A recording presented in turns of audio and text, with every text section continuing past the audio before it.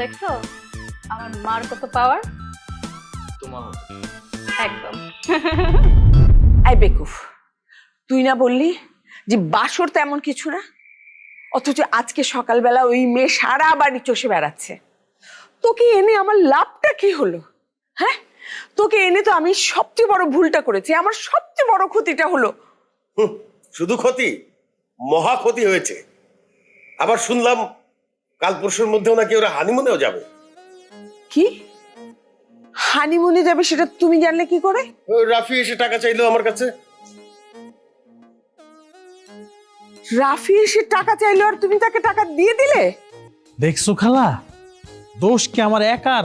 খালুর দোষ নাই। ওরা এসে হানিমুন যাবে, টাকা চাইলো আর সে দিয়ে দিল। এই বেকু, আমার ছেলে আমার কাছে টাকা চাইবে নাকি তোর কাছে টাকা চাইবে? হ্যাঁ, আর বিয়ে যখন করছে হানিমুন তো করতেই পারে।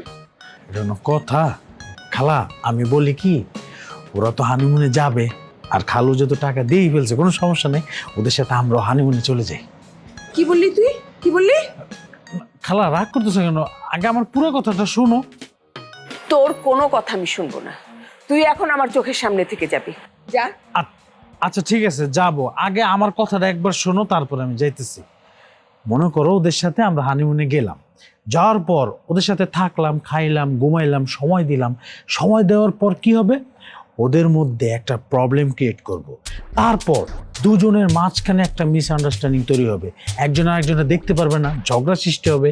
তারপরে কি করব? ওই সুযোগটাই নিব খালা, ওইখান থেকে একদম একটা লয়ার ডেকে ডিভোর্সটা করে ঢাকা ব্যাক করব। আর আমি আর আমার বউ তো এখন পর্যন্ত হানিমুন করিই নেই, ওই সুযোগে আমাদের হানিমুনটা হয়ে গেল। একটা চড় মেরে তোর গালে সব কয়টা দাঁত ফেলে দেবো, অসভ্য ছেলে কোথাকার। তুই তুই আমার বাড়ি থেকে এখন বার হবি, তোর কিচ্ছু করতে হবে না। বেরো, বেরো আমার বাড়ি